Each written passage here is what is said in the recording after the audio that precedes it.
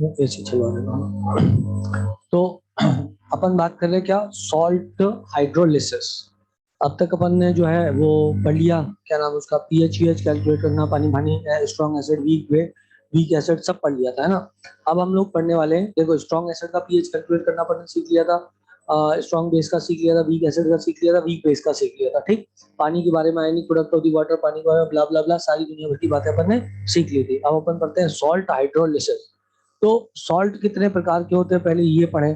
तो जैसे कि हम देखें, एक होता है सिंपल सॉल्ट। सिंपल सॉल्ट का मतलब होता है जो एक टाइप का एसिड एक टाइप के बेस के साथ रिएक्ट करके बने। जैसे HCl NaOH के साथ यदि खेला तो उसने बनाया क्या, NaCl प्लस H2O, इसको बोल देंगे अपन सिंपल सॉल्ट, ठीक है ना। इसी प्रकार से जो है हम पढ़ते हैं मिक्स्ड सॉल्ट होता है। मिक्स्ड सॉल्ट का मतलब क्या होगा, जो एक टाइप का एसिड हो गया और दो टाइप का बेस हो गया, जैसे कि NaOH हो गया, KOH हो गया, ठीक है ना।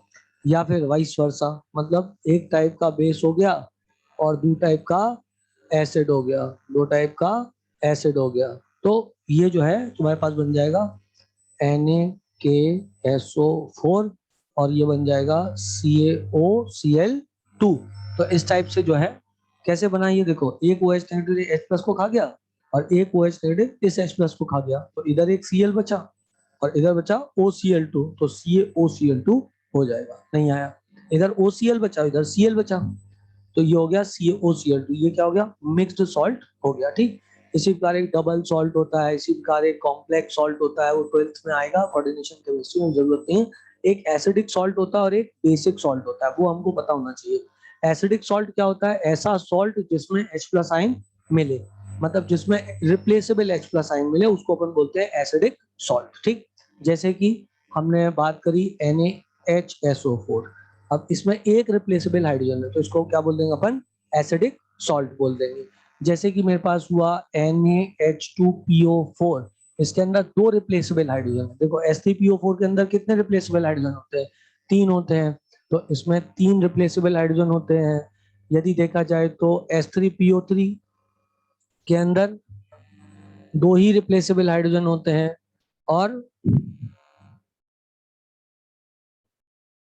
H3PO2 के अंदर एक ही रिप्लेसेबल हाइड्रोजन होता है, ठीक है ना। तो NaH2PO4 मतलब इधर एक H हटा करके Na लगा दिया, तो भी दो रिप्लेसेबल हाइड्रोजन अभी बचे हुए हैं। इसमें एक H जो भी जाएगा वो कौन सा जाएगा, ये वाला जाएगा जो O से H जुड़ा हुआ है वो वाला। ये वाला H एसिडिक नहीं होता, क्योंकि इसकी इलेक्ट्रोनेगेटिविटी 2.1 है और इसकी भी 2.1 है, तो ये एसिडिक हाइड्रोजन नहीं होगा। एसिडिक हाइड्रोजन वो होगा जो कि HO से जुड़ा हुआ है। तो दो ही एसिडिक हाइड्रोजन है, इधर एक ही है और इधर तीन एसिडिक हाइड्रोजन है। तो क्या हुआ बच्चे, इधर आया NaH2PO, अब मान लो मैंने लिख दिया NaH2PO4, नहीं आया, तो NaH2PO4 में कितने रिप्लेसेबल हाइड्रोजन है, एक। एक क्योंकि एक तो वो तो ऊपर वाले ही हो गया, तो क्या मतलब निकला, और top top top top top, okay. Na2HPO4 अब कितने हैं, अब एक ही रिप्लेसेबल हाइड्रोजन, ठीक है ना। अब आ गया Na3PO4, कितने रिप्लेसेबल हाइड्रोजन है, एक भी नहीं है ना, है ही नहीं हाइड्रोजन। अब सोचो, यदि मैंने लिखा NaH2PO3, कितने रिप्लेसेबल हाइड्रोजन है, एक, क्योंकि दो दिख रहे हैं, लेकिन ये वाला जो हाइड्रोजन है ये तो रिप्लेसेबल ही नहीं है। अब मान ले किसी ने लिख दिया Na2HPO3, कितने रिप्लेसेबल है, जीरो रिप्लेसेबल। तो यहाँ पर एक, यहाँ पर दो, यहाँ पर एक, यहाँ पर जीरो, यहाँ पर एक, यहाँ पर जीरो। तो कौन सा सॉल्ट एसिडिक कहलाएगा, जिसके पास रिप्लेसेबल हाइड्रोजन होगा। क्लियर थी बात। तो जैसे कि किसी ने लिख दिया NaHPO2, इसमें कितने रिप्लेसेबल हाइड्रोजन है, एक भी नहीं है, जीरो रिप्लेसेबल हाइड्रोजन है। तो इसमें एसिडिक सॉल्ट कौन कौन से हो गए, आई सपोज दैट आप लोग समझ में आ जाओ, ये एसिडिक सॉल्ट है और ये जीरो वाले एसिडिक सॉल्ट नहीं है। इसी बार बेसिक सॉल्ट होते हैं, बेसिक सॉल्ट मतलब CaOCl यदि किसी ने लिख दिया मान लो, तो है ना, CaOHCl, मतलब आपके पास में CaOH होल ट्वाइस था, जिससे कि एक OH रिप्लेस करके Cl ले आए, अभी भी एक रिप्लेसेबल OH बचा हुआ है। तो यहाँ पर क्या है, रिप्लेसेबल हाइड्रोक्साइड है, तो इसको हम क्या बोलेंगे, इसको हम बोलेंगे बेसिक सॉल्ट। नहीं है, ठीक है। अब इसी प्रकार से एक डबल सॉल्ट होता है, कॉम्प्लेक्स सॉल्ट होता है, हालांकि उसकी अभी आपको आवश्यकता ही नहीं डबल सॉल्ट की। Coordination chemistry chapter 12th class में आएगा, वहां पे हम पढ़ेंगे। शॉर्ट रिवीजन में उसकी कोई आवश्यकता नहीं है, कोऑर्डिनेशन में पढ़ेगी, ठीक है ना। चलो आगे बढ़ते हैं। आगे बढ़े तो अब सॉल्ट हाइड्रोलिसिस की बात चल रही थी, तो हाइड्रोलिसिस ऑफ सॉल्ट क्या होता है? यदि हम देखें तो कोई भी अपन ने सॉल्ट लिया, मान लो मैंने ले लिया बेरिलियम प्लस प्लस, मान लो मैंने ले लिया बेरिलियम प्लस, बेरिलियम क्लोराइड ले लिया है ना, जिससे कैटाइन निकल के आया बेरिलियम प्लस प्लस। या चलो मैं आपको पहले एक चीज और बताता हूँ, फिर आते हैं, है ना। एक टर्म होता है जिसे बोलते हैं सॉल्ट ऑफ, कितने प्रकार के सॉल्ट होते हैं, फिर उसको भी एक्सप्लेन करता हूँ। स्ट्रॉन्ग एसिड, स्ट्रॉन्ग बेस, एक होता है salt of strong acid weak base, और एक होता है वीक एसिड स्ट्रॉन्ग बेस, और एक होता है weak acid weak base, correct है। अब salt of strong acid strong base का मतलब क्या है? इसका मतलब है कि जो दो एसिड और बेस लिए दोनों के दोनों क्या है? स्ट्रॉन्ग है। अभी मैंने तुम लोगों को लास्ट ही लेक्चर में बताया था कि स्ट्रॉन्ग एसिड क्या होते हैं और वीक एसिड क्या होते हैं, और स्ट्रॉन्ग एसिड क्या होता है और स्ट्रॉन्ग बेस क्या होते हैं। तो हमको किसी ने सॉल्ट लिख दिया, मान लो NaCl, तो कैसे पता लगाएंगे किससे बना है? तो Na के ऊपर पॉजिटिव आएगा, इसके ऊपर नेगेटिव आएगा, तो जिस पे पॉजिटिव आया उससे जोड़ दो OH नेगेटिव, और जिस पे नेगेटिव आया उससे जोड़ दो H प्लस। अब इनको कंबाइन कर दो, ये NaOH स्ट्रॉन्ग बेस और ये स्ट्रॉन्ग एसिड, मतलब it is salt of strong acid strong base. Example मान लो किसी ने ले लिया, अब ब्लैक से बोल NaNO3, Na plus NO3 negative, इस पे OH नेगेटिव लगा दो, इस पे H प्लस लगा दो, खेला खत्म बाबू। नहीं आया? आ गया सब लोग को? एकदम सिंपल सिंपल लिटिल स्टार का कंसेप्ट, ठीक। अब strong acid weak base, strong acid weak base जैसे कि अमोनियम क्लोराइड ले लिया, अब पॉजिटिव किस पे आएगा? इस पे। नेगेटिव किस पे आएगा? इस पे। पॉजिटिव वाले पे कौन जोड़ दो? OH negative. नेगेटिव वाले पे कौन जोड़ दो? H। कुछ अरे या मैं थोड़ा गलत लिखा ना, यहाँ पे क्लोराइड लिखता हूँ जी, हाँ क्लोराइड, तो इस पे H जोड़ दिया तो ये HCl हो गया। तो this is strong acid and this is weak base. Weak base कैसे पहचाना? क्योंकि वो स्ट्रॉन्ग बेस नहीं थी तो वीक ही होगी। स्ट्रॉन्ग बेस कौन सी होती है वो मैं आपको पहले ही बता चुका हूँ, ठीक है ना। अब NaOH, KOH, RbOH, CSOH, उसके बाद barium hydroxide, SROH, very good, very nice. चलो आगे बढ़ेगा।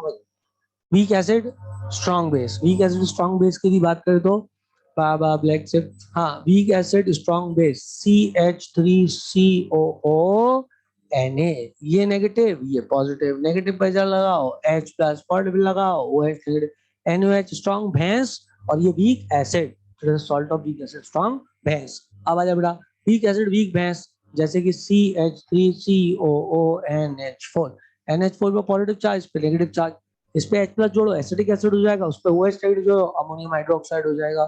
तुम्हें नहीं आया? शाबाश। तो ये क्या हो गया? ये हो गया एसिटिक एसिड और अमोनियम हाइड्रो ऑक्साइड, करेक्ट है बेटा। चलो अब आगे बढ़ते हैं, आगे बढ़ते हैं और थोड़ी सी बातें करेंगे। कौन से प्रकार के सॉल्ट का हाइड्रोलिसिस होता है और किन का हाइड्रोलिसिस? सबसे पहली बात, सॉल्ट में क्या है, एक डेफिनेशन है छोटी मोटी, कौन सा एसिडिक सॉल्ट है, कौन सा बेसिक सॉल्ट है, कौन सा सिंपल सॉल्ट है, कौन सा मिक्स्ड सॉल्ट है, कौन सा डबल सॉल्ट है, कौन सा कॉम्प्लेक्स सॉल्ट है, इस टाइप की डेफिनेशन होती है। दूसरी बात ये पहचानना होता है कि सॉल्ट का नेचर कैसा है, मतलब सॉल्ट किस टाइप के एसिड है, भैंस से मिलकर बना है, जो कि मैंने अभी अभी आपको बताया। फिर ये होता है कि बताओ कौन से टाइप के सॉल्ट का हाइड्रोलिसिस होता है, कौन से टाइप का सॉल्ट का हाइड्रोलिसिस नहीं होता है। तो let's check. Salt of strong acid, strong base does not undergo hydrolysis। नहीं आया? अब क्यों ऐसा है इसको हम समझा भी देते हैं, वो डिटेल वाले लेक्चर में समझ लेना कि क्यों स्ट्रॉन्ग एसिड स्ट्रॉन्ग बेस के सॉल्ट का हाइड्रोलिसिस नहीं होता। हम यहाँ पे टाइम वेस्ट नहीं करेंगे, ठीक है ना। अब इसके बाद में आता है इसका एग्जाम्पल क्या हो जाएगा बेटा? इसके एग्जाम्पल दुनिया भर के एग्जाम्पल NaCl, KNO3, Rb2SO4, जो चाहो एग्जाम्पल ले लो, RbClO4, KINABr, नहीं चमका? और भी कोई एग्जाम्पल तुम्हें जो मन में आ जाए ले लो, CSCl एग्जाम्पल ले लिया, ठीक है ना। इस सब एग्जाम्पल हो सकते हैं ना। कैसे पहचानोगे strong acid strong base? Cation वाले पार्ट पे पॉजिटिव चार्ज लगा, इनर वाले पार्ट पे नेगेटिव, मतलब है ना। बॉडी लाओ, नेगेटिव लाओ, कैटाइन वाले पार्ट पे लाके OH नेगेटिव को जोड़ दो और नेगेटिव वाले पार्ट पे लाके H+ को जोड़ दो, देखो स्ट्रॉन्ग एसिड है, स्ट्रॉन्ग बेस है, और उससे आपको सब कुछ पता लग जाएगा। अब सुनो मेरी बात को ध्यान से सुनो, क्या हुआ? इतनी बात सबको क्लियर हो गई कि नहीं होगी? जल्दी बोलो। गाइस अब सुनो आप मेरी बात को ध्यान से। सॉल्ट ऑफ स्ट्रॉन्ग, अब मैं क्या करूंगा, मैं देखूंगा इनका हाइड्रोलिसिस नहीं होता है ना? क्यों नहीं होता है, इसका मैकेनिज्म सीखना है, तो उसके लिए डिटेल लेक्चर देखना है ना। अब अपन आते हैं salt of weak acid strong base. एक बात याद रखना, जब भी हाइड्रोलिसिस होता है किस पार्ट का होता है? वीक पार्ट का होता है। जब भी हाइड्रोलिसिस होता है किस पार्ट का होता है? वीक पार्ट का होता है। आओ दुनिया आओ, weak acid strong base, CH3COONA, positive negative. अच्छा वीक पार्ट कौन सा है? ये स्ट्रॉन्ग बेस वाला पार्ट, ये वीक एसिड से आया है, तो इसका हाइड्रोलिसिस होगा, इसका नहीं होगा। तुम्हें नहीं आया तो ए नेगेटिव वाले का पार्ट हाइड्रोलिसिस हुआ है, तो इसका मतलब इस हाइड्रोलिसिस को कौन सा बोलेंगे? Anionic hydrolysis. इसको बोलेंगे एनाइनिक हाइड्रोलिसिस। अब सुनो, ट्रिक ही बता रहा हूं अभी, कंसेप्ट जो भी सीखना डिटेल लेक्चर में सीखना है ना। अब सुनो, अब मैंने बोला कि ये एनाइनिक पार्ट का हाइड्रोलिसिस हुआ। बोलो किसका हुआ? एनाइनिक पार्ट का हाइड्रोलिसिस हुआ। इसके हाइड्रोलिसिस के फलस्वरूप जो नेचर ऑफ सोल्यूशन बनेगा वो कैसा होगा? स्ट्रॉन्ग बेस वीक एसिड, तो जो स्ट्रॉन्ग होता है वही नेचर हो जाता है उसके सोल्यूशन का। तो क्या इसका नेचर ऑफ सोल्यूशन बेसिक होगा बच्चों? बेसिक होगा। तो आ गया समझ में? वीक एसिड स्ट्रॉन्ग बेस के सॉल्ट में एनाइनिक हाइड्रोलिसिस होता है और सोल्यूशन बेसिक होता है। अब salt of strong acid weak भैंस, जैसे कि अमोनियम क्लोराइड, बताओ भैया किसका हाइड्रोलिसिस होगा किसका नहीं होगा? NH4+ है और ये क्या है? नेगेटिव है। तुम्हें नहीं आया? आया, ओके बेटा। तो अब क्या होगा? अब ये होगा कि इसका हाइड्रोलिसिस होगा और इसका नहीं होगा, क्योंकि ये वीक वाले पार्ट से आ रहा है, स्ट्रॉन्ग वाले पार्ट से आ रहा है। नहीं आया तो क्या इस हाइड्रोलिसिस को मैं कैटाइनिक हाइड्रोलिसिस बोल दूंगा बच्चों? कैटाइनिक। और इसका नेचर कैसा होगा? क्योंकि स्ट्रॉन्ग एसिड था तो इसलिए कैसा होगा? एसिडिक होगा। ये सब तुमको रटा पड़ा है? बहुत बढ़िया, शाबाश। अब आता है salt of weak acid weak भैंस, और वो हो जाएगा CH3COONH4 नेगेटिव पॉजिटिव। अब ये नेगेटिव वाले पार्ट पे H+ जुड़ जाएगा और पॉजिटिव वाले पार्ट पे OH नेगेटिव। तुम्हें नहीं आया? नेगेटिव वाले पार्ट पे H+ जुड़ जाएगा और पॉजिटिव वाले पार्ट पे OH नेगेटिव, मतलब वीक एसिड वीक बेस। अब बताओ हाइड्रोलिसिस किसका होगा?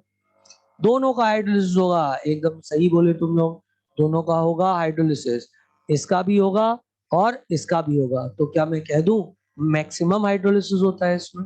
नहीं आया, क्योंकि सबका ही हाइड्रोलिसिस हो रहा है, दोनों पार्ट का हो रहा है, तो मैक्सिमम हाइड्रोलिसिस होता है। और इसका नेचर कैसा होगा सोल्यूशन का?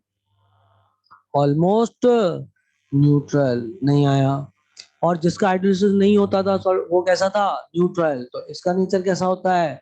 न्यूट्रल। क्या सबको चमका? ठीक है, मिटा दूं मतलब हटा दूं इसको? चलो आओ हटाएं इसको और ज्ञान की गंगा बहाएं। चलो ओके। अब हम आते हैं किस पे? फार्मूले पार्ट पे। कैसे समझना? हाँ, अब सबसे पहले अपन लेते हैं सॉल्ट ऑफ और वीक एसिड स्ट्रॉन्ग बेस।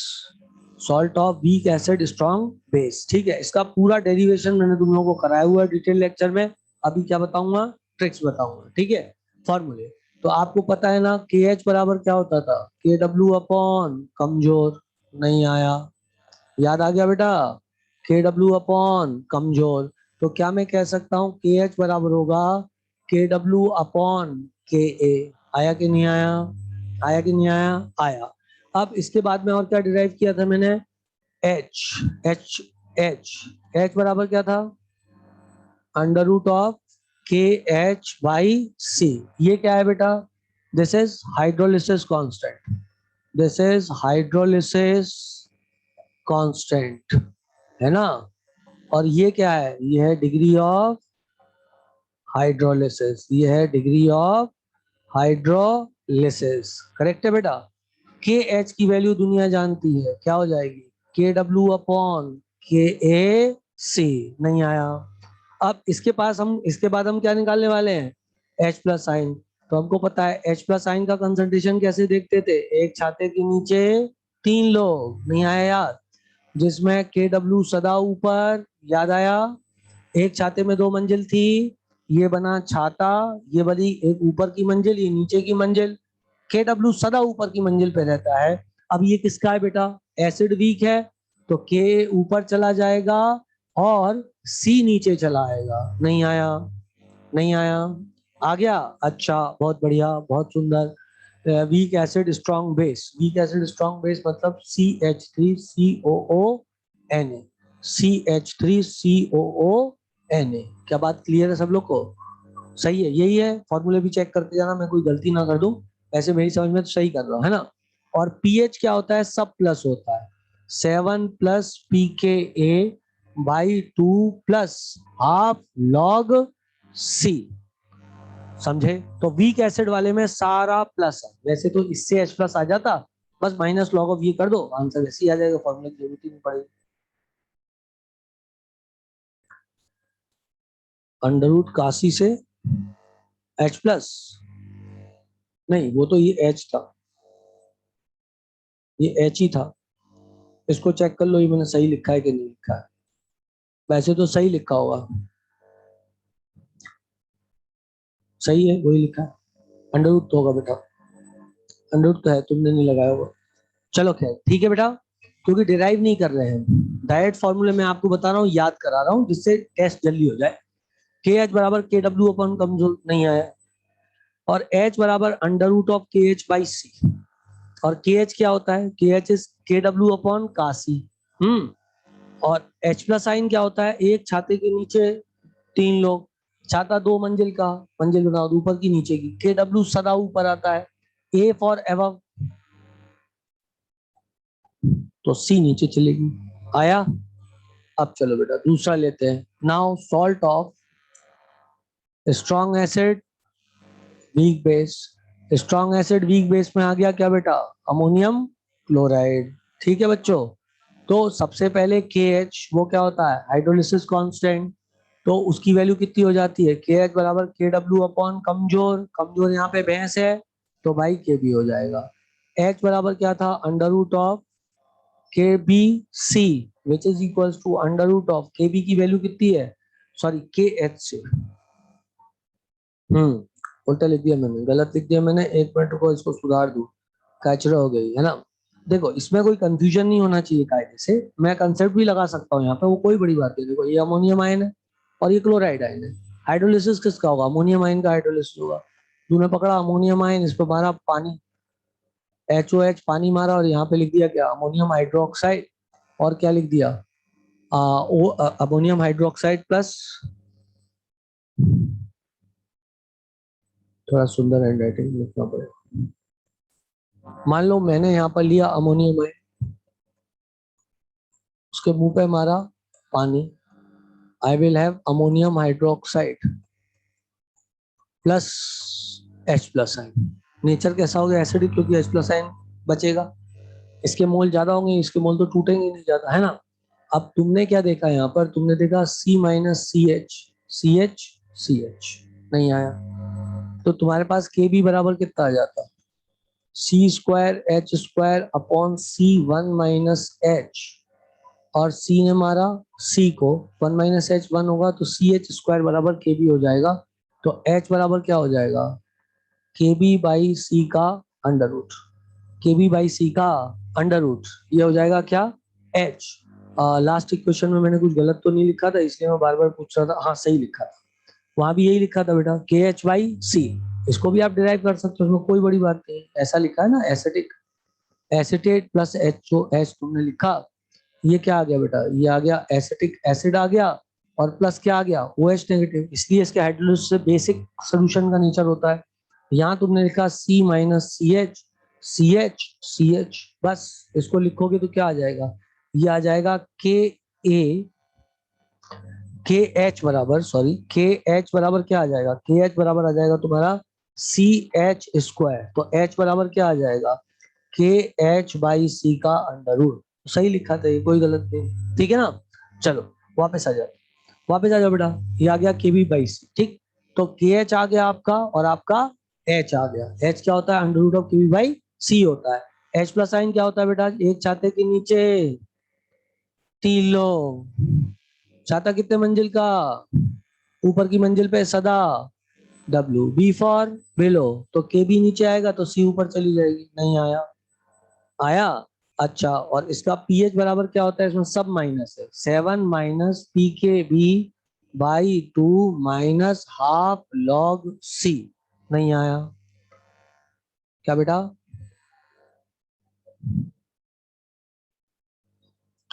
ये वाला तो बेटा सही लिखा है, लेकिन केबी की वैल्यू रिप्लेस नहीं करी बेटा। तो ये आएगी के डब्ल्यू अपॉन KB/C, क्योंकि केबी की वैल्यू के डब्ल्यू अपॉन, अच्छा ये KH है ना, हाँ sorry sorry, this is KH, this is KH, right. और इधर भी KH होगा, ये भी गलत लिखा है मैंने, ये भी क्या होगा, ये भी KH होगा। ठीक है बेटा, चलो, तो ये सारे फॉर्मूले हो गए। देखो सारे फॉर्मूले हो गए ना, कोई फॉर्मूला तो बचा ही नहीं अब सॉल्ट हाइड्रोलिसिस का। अब सॉल्ट हाइड्रोलिसिस का कोई भी सवाल हो, हम आराम से उस सवाल को सॉल्व कर सकते हैं। बच गया है क्या वो, आओ वीक एसिड वीक बेस वाला भी खेले। अरे खुल्ला समझ, हाँ भाई। अब hydrolysis of salt of weak acid and weak base, hydrolysis of salt of weak acid and weak base, example CH3COOH, ठीक है। अब इसमें दोनों ही पार्ट वीक से आ रहे हैं, तो दोनों का हाइड्रोलिसिस होगा। इसको बोलेंगे एनायनिक, इसको बोलेंगे कैटायनिक, तो both anionic and cationic hydrolysis occurs. नहीं आया, both cationic and anionic hydrolysis occurs, ठीक है ना। और उसके बाद में इसका जो नेचर ऑफ सॉल्यूशन होता है वो कैसा होता है, almost, nature of solution almost neutral, पहले भी लिख चुका हूँ, दोबारा लिखने की क्या जरूरत, थोड़ी देर पहले लिख दिया था, है ना, ऑलमोस्ट न्यूट्रल। चलो अब आगे बढ़ते हैं, आगे बढ़ते इसके फॉर्मूलों पे चलते हैं, ठीक है बेटा, कहाँ चलते हैं, फॉर्मूलों पर। तो के एच बराबर क्या होता है, के डब्ल्यू अपॉन कमजोर, यहाँ दोनों ही कमजोर है, तो के ए आ जाएगा। और सुंदर सी हैंडराइटिंग में लिख देता हूँ मैं इसको, ये आ जाएगा के एच बराबर के डब्ल्यू अपॉन के बी। नहीं आया। और यहाँ पर जो हाइड्रो डिग्री ऑफ हाइड्रोलिसिस होता है उसमें आता है के एच, बस सी भाग जाती है, दोनों ही कमजोर हैं, ना चरित्र है ना पैसा है, तो सी भाग जाएगी, याद करो। तो ये अंडर रूट ऑफ के एच आ जाएगा, तो एच बराबर कितना हो जाएगा, अंडर रूट ऑफ के डब्ल्यू अपॉन के बी। नहीं आया। अच्छा, एच प्लस साइन बराबर क्या होता है बेटा, एक छाते के नीचे 3 लोग, ऊपर की मंजिल पे सदा। W, A for above and B for below. और पीएच में 1 + 1 - 7 + PKA/2 माइनस PKB/2। तुम्हें नहीं आया, हो गया बेटा, कोई भी सवाल हो इन फॉर्मूलों की मदद से खट्टर से आपका सवाल आ जाएगा, ठीक है ना। अब इसी में एक सवाल एग्जामिनर क्या बना सकता है, बहुत सुंदर बहुत बढ़िया सवाल एक क्या बना सकता है, एग्जामिनर आपको ये बोल सकता है, एक सॉल्ट था जो कि था किसका, जो कि था CH3COONH4 का सॉल्ट था। इस सॉल्ट के अंदर इसका कंसंट्रेशन बता दिया कि 2 × 10⁻⁻² था। फिर एक दिन इसमें क्या हुआ, 4 लीटर पानी ढोल दिया, ठीक है। तो बताओ इसका हाइड्रोलिसिस पे क्या फर्क पड़ेगा, 4 लीटर पानी ढोलने से क्या होगा, क्या बदलेगा, कंसंट्रेशन। और कंसंट्रेशन का असर हाइड्रोलिसिस पर होता ही नहीं है in salt of weak acid and weak base, क्योंकि सी तो मैटर ही नहीं करता। सी तो बात आया कि नहीं आया, ये बिल्कुल एकदम फ्रेम करेगा क्वेश्चन, बढ़िया वैल्यू वैल्यू देगा, उसके बाद तो तुम्हें फ्रेम करेगा और तुम उसको निकालने में बढ़ जाओगे, उसका चिल हो जाएगा। कुछ नहीं करना है, निकालना ही नहीं है तुमको, सीधा समझा it is a salt of weak acid and weak base. और since it is a salt of weak acid and weak base, तो इसलिए कुछ भी अपन को निकालने की जरूरत नहीं है। As far as hydrolysis concern, यदि डाइल्यूशन को बढ़ाया जाए तो डाइल्यूशन का फर्क हाइड्रोलिसिस पर या डिग्री ऑफ हाइड्रोलिसिस पर बिल्कुल नहीं पड़ता है। In salt of weak acid and weak base. आओ भैया जी और करें और करें, ठीक है ठीक है। It is very nice, very cool, very calm. चलो अब आई सपोज दैट यहाँ तक सारी बात लोग क्लियर है, किसी को कोई दिक्कत कोई परेशानी नहीं है। ओके गाइस, और बात करें और बात करते और बात करें और बात करें और बात करें। तो अब आता है क्या, इस पे कोई सवाल कोई भी तुम्हें दे सकता है ना। कैसा सवाल दे सकता है, सिंपल सिंपल स्टार ऐसा कर देगा, CH3COO दे देगा, इसका कंसंट्रेशन 2 × 10⁻³ दे देगा और बोलेगा कि A की वैल्यू है बराबर 2 × 10⁻⁵। पीएच ऑफ द सॉल्यूशन बताओ। नहीं आया। सबसे पहले तुम्हें ये लोकेट करना है कि इसमें फॉर्मूला कौन सा लगेगा। तो तुमने सबसे पहले ये देखा कि भैया यहाँ पर जो फॉर्मूला लगना है वो फॉर्मूला लगना है कौन सा, ये वाला CH3CON है यहाँ पर, है ना। It is salt of weak acid and strong base, है ना। तो बस इसका फॉर्मूला लगेगा तुम्हारा पीएच के लिए।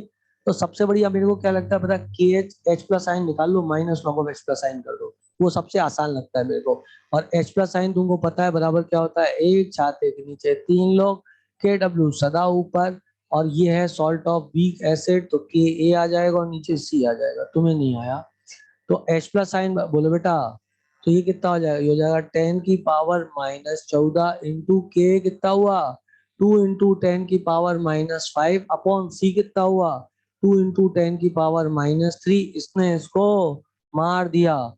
और यहाँ कितना बचा 10⁻² बच गया। नहीं आया, नहीं आया, आया तो ये कितना हो गया तुम्हारा 10⁻8 आ जाएगा। तो H प्लस साइन तुम्हारा कितना आ गया 10⁻8 आ गया। हालांकि थोड़ा सा गलत हो गया क्योंकि मतलब इसका नेचर कैसा आना चाहिए था, इसका नेचर बेसिक आना चाहिए था। सही है, correct correct correct, it's very correct. So pH बराबर कितना आ जाएगा बेटा 8 आ जाएगा। 25 डिग्री सेंटीग्रेड में पीएच बराबर कितना आ जाएगा 6 आ जाएगा। नहीं आया, आ गया। ऐसे बेसिक सोल्यूशन है बेटा, तो बेसिक सोल्यूशन का पीएच 7 से ऊपर ही आता है ना। तुम्हें नहीं आया बेटा, पीएच ही है ना, H प्लस साइन का कंसंट्रेशन निकाला था, पीएच 8 आया, पीओएच आएगा 6। नहीं आया, आया कि नहीं आया, आया ना। ऐसे करके अपन को इस सवाल को सॉल्व करना होता हैगा। कैसे सवाल सॉल्व करना है हैगा, ऐसे, ठीक है। चलो आओ और आगे बढ़े और आगे बढ़े। अब मैं तुम्हें क्या बताऊं, इस टाइप के सवाल अब तुम लोग डील कर लोगे ना। तो अब चलो मैं तुमको नया टॉपिक पढ़ाता हूँ, सॉल्ट इतने में हो जाएगा आराम से, है ना। अब नया टॉपिक पढ़ाता हूँ, क्या, सॉल्युबिलिटी प्रोडक्ट। सॉल्युबिलिटी प्रोडक्ट, ये प्रोडक्ट या ये कंसेप्ट जो है उस प्रकार के सॉल्यूशन, उस प्रकार के सॉल्ट के लिए है, मतलब जिसमें अपन क्या कर रहे हैं, स्पेरिंगली सॉल्युबल सॉल्ट ले रहे हैं, जैसे हमने AgCl ले लिया, ठीक है। हाँ, जिनमें प्रेसिपिटेट बन रहा है जो स्पेरिंगली सॉल्युबल है, बहुत कम घुलित होते हैं, या सैचुरेटेड सॉल्यूशन के लिए कंसेप्ट को हम लगाते हैं। बेसिकली कंसेप्ट किसके लिए, इट इज फॉर दो salts which is sparingly soluble in water, which is sparingly soluble in water, उनके लिए कंसेप्ट चलता है। जैसे AgCl को तुमने पानी के अंदर डाल के रखा हुआ है। अब यदि मान लो AgCl है तो AgCl टूटेगा काय में, Ag प्लस प्लस क्लोराइड में टूटेगा। बोलो हो। तो ये जब टूटा तो इधर से इसका मान लो पहले जो भी कंसंट्रेशन था, C कंसंट्रेशन था, वैसे ये सॉलिड है तो इसका कंसंट्रेशन अपन को लेना नहीं, क्योंकि इसका कंसंट्रेशन यूनिटी आ जाएगा at the end of the day, है ना। अब मान लेते तो इसके मान लो S मोल पर लीटर टूटे, तो इसके S मोल पर लीटर टूटे तो इसके कितने बनेंगे भाई स्टोइचियोमेट्री, S और S। तुम्हें नहीं आया तो इसका कंसंट्रेशन S, इसका S, और इसका कंसंट्रेशन हम यूनिटी मानते हैं क्योंकि सॉलिड है। नहीं आया तो KSP की जो वैल्यू होगी वो क्या आ जाएगी, S स्क्वायर आ जाएगी। देयरफॉर S बराबर जाएगा √ऑफ KSP। तुम्हें नहीं आया, ठीक है बेटा। अब यही कंसेप्ट अपन अलग टाइप के सॉल्ट में लगा सकते हैं, जैसे AgCl, AgBr, AgI में सेम टाइप का कंसेप्ट लग जाएगा, है ना। इसी प्रकार से यदि मैं इसको और थोड़ा कॉम्प्लिकेट करूं और मैं बोल दूं AB2 टाइप ऑफ सॉल्ट है, कैसा है AB2 टाइप, तो ये टूटेगा काय में A plus plus plus, B negative में टूटेगा बेटा। इसके यदि S मोल टूटे तो इसके यदि S मोल टूटे तो इसके कितने बनेंगे, S मोल बनेंगे, उसके कितने बनेंगे 2S मोल बनेंगे। तुम्हें नहीं आया, ठीक है। अब सोचो आप, संभवी बेटा तुम्हें सब सुनाई दे रहा है अच्छे से बेटा, सब अच्छे से सुनाई दे रहा? आवाज आवाज आ रही है क्या अच्छे से? मैं बोल रहा संभवी मीटिंग में नहीं है, अकेली संभवी थी मीटिंग में। ओके कोई बात नहीं, अब वो भी नहीं है। हाँ एक बार देख तो बेटा सब सही आ रहा है कि नहीं आ रहा। एस और ये कितना है 2s, ठीक है ना। तो हमने क्या किया, हमने यहाँ पर लिखा के एस पी बराबर कितना हो जाएगा, के एस पी बराबर हो जाएगा एस इसका कंसंट्रेशन की पावर 1 और इसका कंसंट्रेशन कितना है 2s का कंसंट्रेशन की पावर 1। देखो मैं आपको सिंपल तरीके से इसको समझाता हूँ। जो के एस पी होता है ना, हाँ 2s की पावर 2, सॉरी 2s की पावर 2, जो के एस पी होता है वो क्या होता है सुनो, एक सेकंड के लिए बिल्कुल क्लियर करता हूँ। के एस पी बराबर होता है, के एस पी बराबर होता है concentration of product to the power stoichio, product of concentration of product to the power stoichiometric coefficient. मतलब इनका कंसंट्रेशन और इसके कंसंट्रेशन का प्रोडक्ट और पावर पे स्टोशियोमेट्रिक कोएफिशिएंट चढ़ाना। ये ए प्लस का कंसंट्रेशन इधर लिखा ए प्लस 2, इनटू लिखा बी नेगेटिव का कंसंट्रेशन, और बी नेगेटिव का कंसंट्रेशन 2 बी नेगेटिव नहीं लिखना है, सिर्फ बी नेगेटिव लिखना है, क्योंकि इस डिब्बों का मतलब है कंसंट्रेशन और बी नेगेटिव मतलब बी नेगेटिव। तो बी नेगेटिव का कंसंट्रेशन की पावर स्टोशियोमेट्रिक कोएफिशिएंट जो कि कितनी है 2 है। अब बी नेगेटिव का कंसंट्रेशन है 2s, तो इधर 2s लिखना है, नहीं आया। 2b नेगेटिव नहीं लिखना है, क्योंकि इसका मतलब होता है केएसपी का मतलब होता है जो भी प्रोडक्ट बने हैं उनके कंसंट्रेशन का product to the power stoichiometric coefficient. Concentration of A plus क्या होता है, डिब्बो कंसंट्रेशन को बताता है, ये जो स्क्वायर ब्रैकेट है किसको बताता है, कंसंट्रेशन को। और किसका कंसंट्रेशन, ए प्लस 2 का कंसंट्रेशन। डिब्बो कंसंट्रेशन किसका, कंसंट्रेशन बी नेगेटिव का, 2b नेगेटिव का नहीं, बी नेगेटिव का। 2b नेगेटिव थोड़ी ना कोई स्पीशीज है, स्पीशीज तो क्या है बी नेगेटिव है, तो बी नेगेटिव की पावर 2। अब इसका कंसंट्रेशन एस है और इसका कंसंट्रेशन क्या है 2s है, तो इस इधर क्या ले आएंगे 2s। तो अब जब मैं यहाँ पे 2s रिप्लेस करूंगा तो s आ जाएगा, इसकी जगह s रिप्लेस करूंगा क्योंकि इसका कंसंट्रेशन क्या था s था, तुम्हें नहीं आया। इसकी जगह s और इसके कंसंट्रेशन की जगह क्या आएगा 2s, तो मैंने यहाँ s लिखा की पावर 1 और 2s की पावर 2, तो फाइनली आ जाएगा 4s क्यूब। आ गया बेटा। जैसे कि मेरे पास मान लो हो ए बी 3, तो जब ये टूटेगा तो टूटेगा a plus plus plus plus 3b negative में टूटेगा, नहीं आया। तो ये s बनाएगा तो ये 3s बनाएगा। यदि इसका KSP लिखूंगा बच्चों तो वो होगा कंसंट्रेशन, दो स्पीशीज हैं तो दो डिब्बों बना लिए, नहीं आया। दो स्पीशीज कौन कौन से हैं, A प्लस 3 है और B नेगेटिव है। तो डिब्बों के अंदर क्या लिखूंगा A प्लस 3, डिब्बों के अंदर क्या लिखूंगा B माइनस, ना कि 3B माइनस, नहीं आया। इस डिब्बो के ऊपर इसकी स्टोशियोमेट्री और इस डिब्बो के ऊपर इसकी स्टोशियोमेट्री, बोलो हाउ। अब मैं क्या करूंगा यहाँ पर, मैं यहाँ पर लिखूंगा K S P is equals to A plus 3 कितना हुआ बेटा, नहीं आया, एस की पावर 1 और ये 3s की पावर 3 बराबर कितना हो जाएगा 27s की power 4। Therefore solubility will be equal to K S P बटे 27 टाम टोम 4, नहीं आया। आया बेटा। अब सोचो कोई और एग्जाम्पल भी ले सकते हैं अपन, जैसे मैंने लिया ए एक्स बी वाई, जब ये टूटेगा तो ये क्या बनेगा एक्स ए प्लस वाई बी। अब के एस पी कैसे लिखूंगा, के एस पी में लिखूंगा बराबर दो चीजों का कंसंट्रेशन है, नहीं आया। मैं इसके ऊपर लिख सकता हूँ प्लस वाई, उसके ऊपर लिख सकता हूँ माइनस एक्स, ना भी लिखूं तो कोई फर्क नहीं पड़ता इस पर्टिकुलर सवाल में, है ना। ए का कंसंट्रेशन, बोलो बेटा, और ये बी का कंसंट्रेशन, वैसे ए की पावर पे प्लस वाई लिखना चाहिए, फालतू में वो क्या कंफ्यूज करता है इसलिए मैं लिखता ही नहीं हूँ, है ना। और इसके ऊपर पावर कौन सी जाएगी, ये की पावर एक्स, और इसके ऊपर पावर कौन सी जाएगी वाई, नहीं आया। आ गया बेटा। तो दिस की पावर एक्स एंड दिस की पावर वाई, तो ये बराबर क्या हो जाएगा के एस पी हो जाएगा। अच्छा अब सोचो इसकी जगह कंसंट्रेशन कितना है इसका, सोचो तो इसका कंसंट्रेशन कितना है बेटा, जब ये टूटा था तो इसने बनाया एक्स एस और इसने बनाया वाई बी, तुम्हें नहीं आया।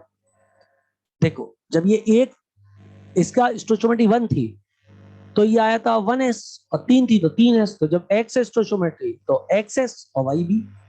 मैं यहां पर लिखूंगा x s की पावर x और y b की पावर y।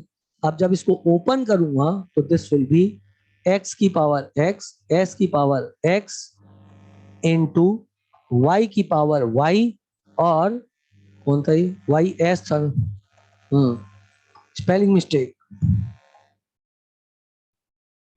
s और ये आएगा s की पावर y, तो ये आ जाएगा x की पावर x, y की पावर y और s की पावर x प्लस y। नहीं आया, आ गया सिंपल सिंपल लिटिल स्टार। अब सोचो इसमें कोई भी वैल्यू तुमको दे दे उसके आधार पर क्वेश्चन सॉल्व करवा सकता है।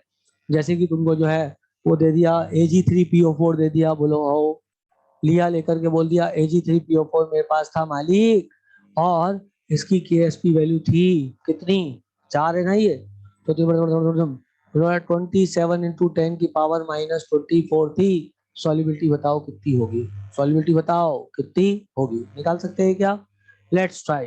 तो ये जब टूटेगा तो काय में टूटेगा बेटा, 3Ag प्लस प्लस फॉस्फेट में टूटेगा, मतलब ये 3s और ये s, मतलब कि एसपी बराबर सब दुनिया समझ गई 27s की पावर 4 और इसके सामने लिखा 27 इंटू 10, हाँ 27 इंटू 10 की power minus 24 is equal to 27 into S की 27 तुम्हारा 27 को एस की पावर 4 एस बराबर 10 की पावर माइनस 6 आया, तुम्हें नहीं आया।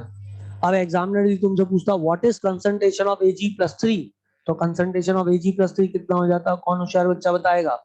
दिस इक्वल्स टू 3s, नहीं आया। अरे यार यही तो गलती होती है, एग्जामिनर दे देगा सॉल्युबिलिटी नहीं पूछेगा, कंसंट्रेशन ऑफ Ag+3 पूछेगा और तुम सॉल्युबिलिटी निकालने के बाद 10 की पावर माइनस 6 लिख दोगे।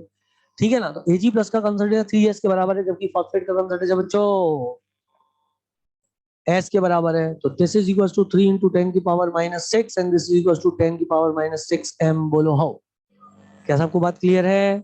बहुत बहुत क्लियर है। चलो इसी सवाल को मैं दूसरे एंगल से लेता हूँ, आप लोग मेरी बात को ध्यान से सुनना बच्चों, टाइम टूम टकाम कटैया।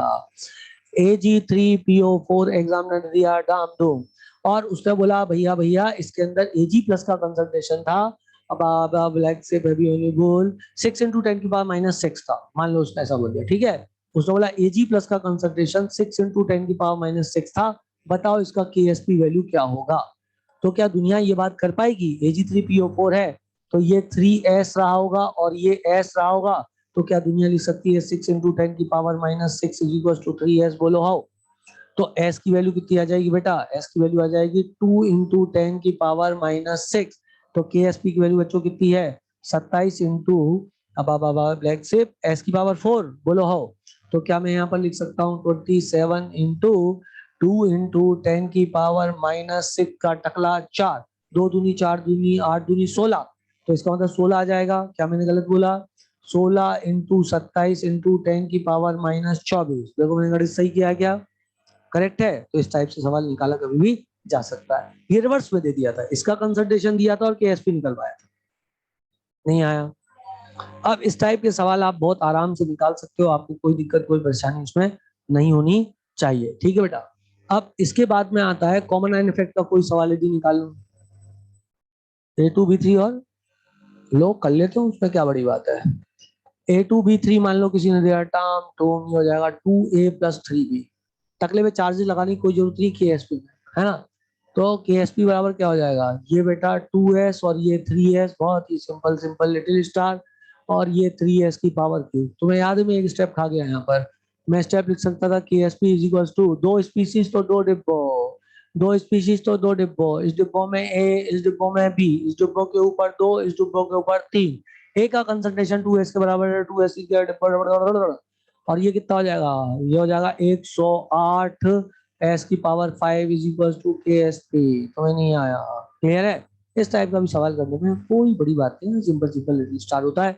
जैसे किसी ने बोल दिया NaKRbCsSO4 2, मान लो किसी ने ऐसा बोल दिया NaKRbCsSO4 2, तो ये मुझे सेक्शन दिखाई दे रहा है क्या, नहीं दे रहा तो कोई बात नहीं। जब ये टूटेगा तो कैसा टूटेगा, टूटेगा Na plus plus K plus plus Rb plus plus Cs plus plus 2 sulphate, बोलो हाउ। तो बचुआ बटा डूम, ये एस, ये एस, ये एस, ये एस और ये 2s, तो मैं लिखूंगा K S P is equal to S की पावर 1, एस की पावर 1, एस की पावर 1, एस की पावर 1, 2s की पावर 2, तो वो हुआ 4, तो ये जाएगा 4s की पावर 6, तुम्हें नहीं आया, आ गया बेटा, that's it, simple simple little star, clear है। अब अपन कॉमन आयन इफेक्ट पे चलते हैं इसी के। आओ बच्चों, इसका अपन पढ़ते हैं कॉमन आयन इफेक्ट, मतलब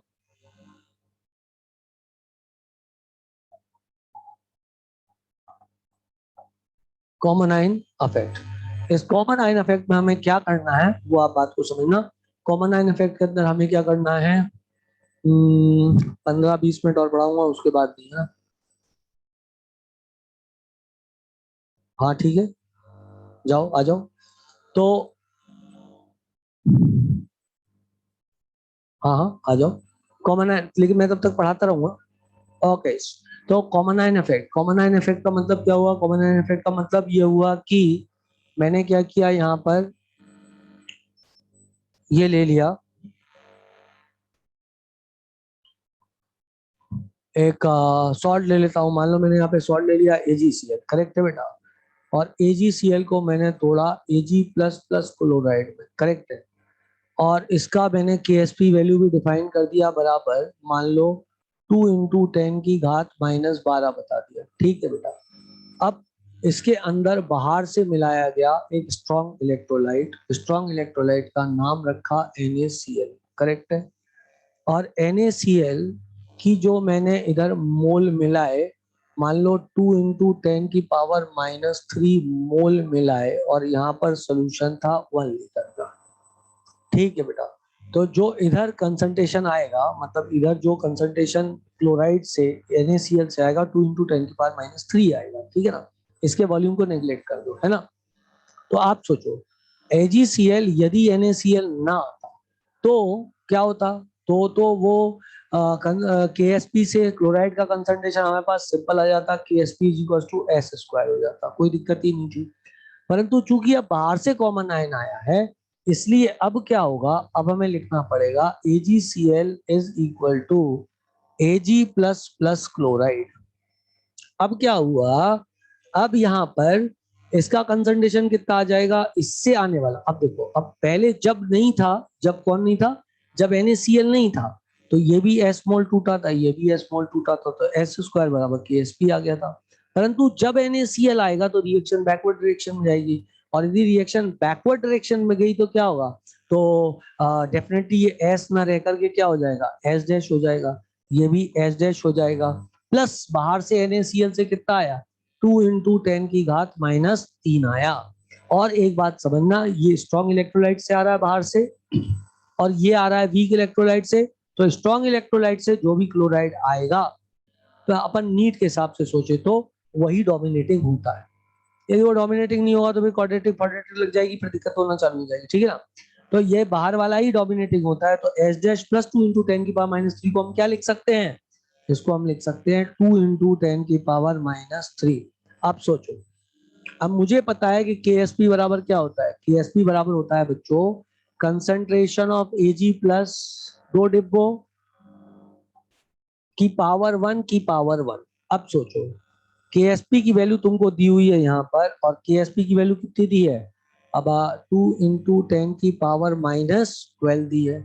Ag प्लस का कंसंट्रेशन कितना है, S' है ना, और क्लोराइड का कितना है, क्लोराइड का कंसंट्रेशन जो हमने लिया है बच्चों, वो लिया है S' प्लस 2 × 10⁻³ पर हमको पता है ये बराबर 2 × 10⁻³ के ही आने वाला है, क्योंकि S' की वैल्यू नेग्लिजिबल होगी एज कंपेयर टू जो कंसंट्रेशन स्ट्रॉन्ग इलेक्ट्रोलाइट से आया है।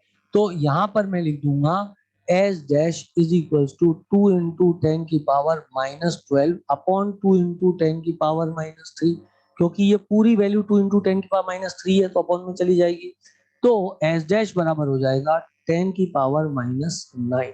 मतलब यदि मान लो बेटा कॉमन आयन अंदर न मिलाया होता तो सॉल्युबिलिटी कितनी आती है S² से, √2 × 10⁻⁶ आती, नहीं आया।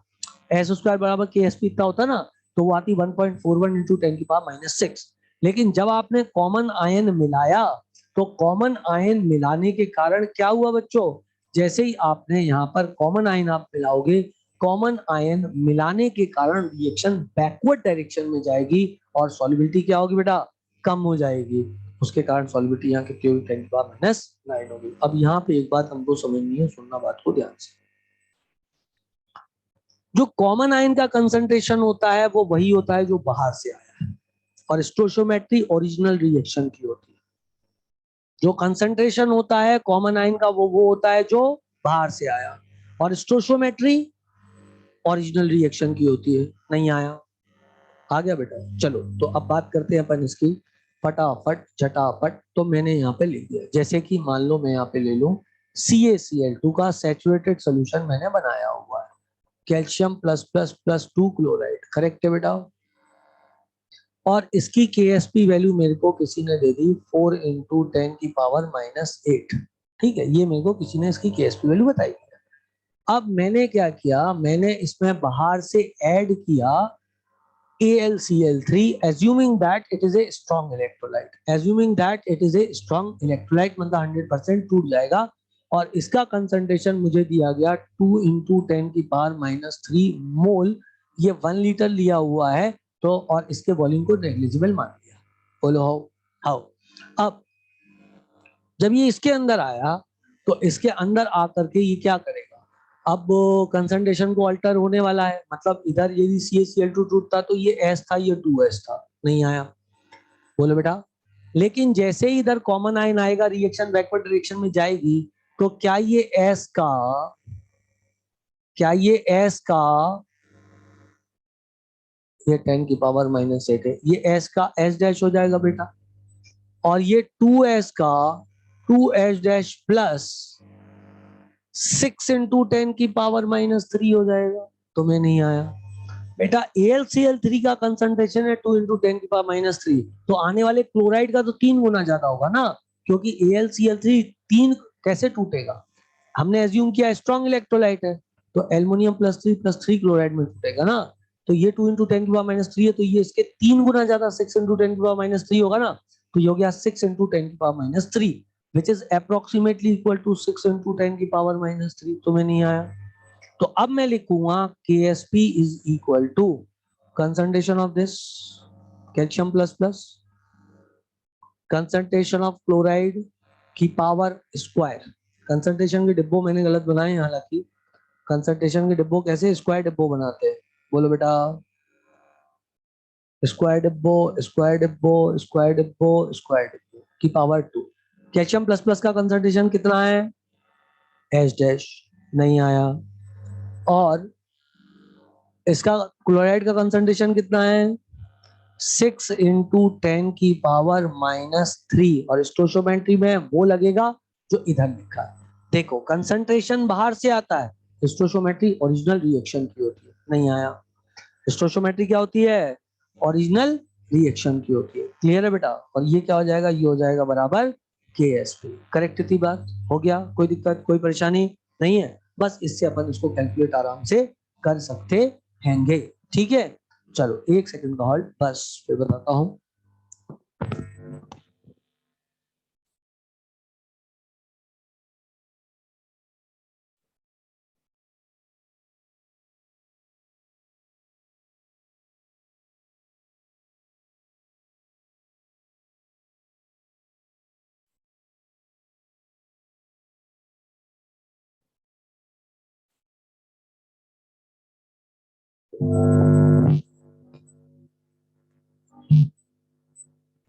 चलो खैर बेटा, है ना, चेक करना आवाज तो आ रही है ना,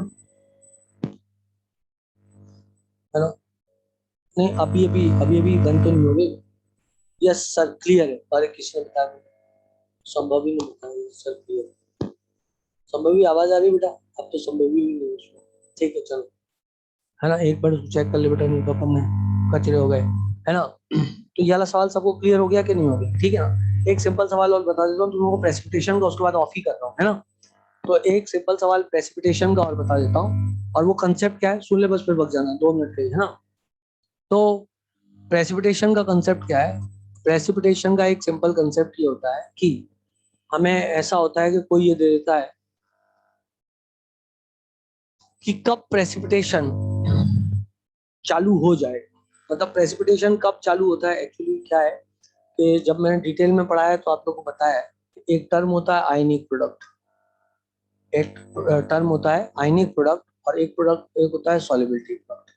यदि आयनिक प्रोडक्ट की वैल्यू सॉल्युबिलिटी प्रोडक्ट से बढ़ जाए, आयनिक प्रोडक्ट को अपन Q से रिप्रेजेंट करते हैं, याद करो केमिकल इक्विलिब्रियम का Q, और सॉल्युबिलिटी प्रोडक्ट को K से रिप्रेजेंट करते हैं। यदि आयनिक प्रोडक्ट की वैल्यू सॉल्युबिलिटी प्रोडक्ट के से ज्यादा हो जाए तो प्रेसिपिटेट बन जाए। यदि if ionic product is greater than solubility product, precipitate will fall. If ionic product is less than solubility product, of course precipitate will not form, will not fall. And if ionic product is equal to solubility product, precipitate is just about to form. मतलब its process starts but it is not formed. Its process starts but it is not formed. तो इस पे यदि तुम कोई सवाल देखोगे, जैसे कि मान लो तुमने यहाँ पर ले लिया Ag3PO4 है तुम्हारे पास, करेक्ट है। Ag3, या और सिंपल वाला एग्जांपल ले लेते हैं जिससे कि मैथमेटिकली नहीं घूमे, AgCl है तुम्हारे पास, ठीक है बेटा। और यहाँ पर तुमने क्या किया, लिया हुआ है HCl लिया हुआ है, और AgCl का जो वो है मतलब KSP है वो बराबर है मान लो 2 × 10⁻⁻12, करेक्ट है। HCl तुमने लिया है 10⁻³ m, करेक्ट है। और वो बाहर से मिला रहा है AgNO3, तो वो तुमसे ये पूछेगा बताओ AgNO3 का कंसंट्रेशन क्या हो, या AgNO3 के कितने मोल मिलाएं। ये मान लो 1 लीटर है, ये मान लो 1 लीटर सोल्यूशन है, वो पूछेगा इसके कितने मोल मिला दूं कि प्रेसिपिटेट बन जाए, इसके कितने मोल बना दूं मिला दूं कि प्रेसिपिटेट बन जाए। तो प्रेसिपिटेट बनने के लिए KSP की वैल्यू से ज्यादा आयनिक प्रोडक्ट की वैल्यू होनी चाहिए। तो आयनिक प्रोडक्ट निकालने के लिए बिल्कुल वही फॉर्मूला लगाना है जो KSP के लिए है, मतलब concentration of Ag plus into concentration of chloride. Chloride का कंसंट आईपी की वैल्यू कितनी है 2 × 10⁻⁻12, नहीं आया। Ag प्लस का कंसंट्रेशन हमको पता लगाना है, क्योंकि जितना AgNO3 मिलाएंगे वही Ag प्लस का कंसंट्रेशन होगा, और क्लोराइड का कंसंट्रेशन है 10⁻³ तो Ag प्लस का कंसंट्रेशन कितना आ जाएगा 2 × 10⁻⁹। तो इसके बराबर नहीं होना चाहिए, इससे ज्यादा होना चाहिए, क्योंकि इसके बराबर हुआ तो KSP के बराबर होगा, नहीं आया। इससे ज्यादा होना चाहिए, तो 2 × 10⁻⁹ से जो भी वैल्यू बड़ी दी हो उस पर प्रेसिपिटेट बन जाएगा। बोलो आया। इतने में मतलब एक सिंपल लिटिल स्टार मैंने तुमको रिवीजन करा दिया। अब इसके बाद का बफर और आगे का टॉपिक यदि कल टाइम मिला तो कल रिवाइज करा दूंगा, ठीक है बेटा। बाय बच्चों, बाय।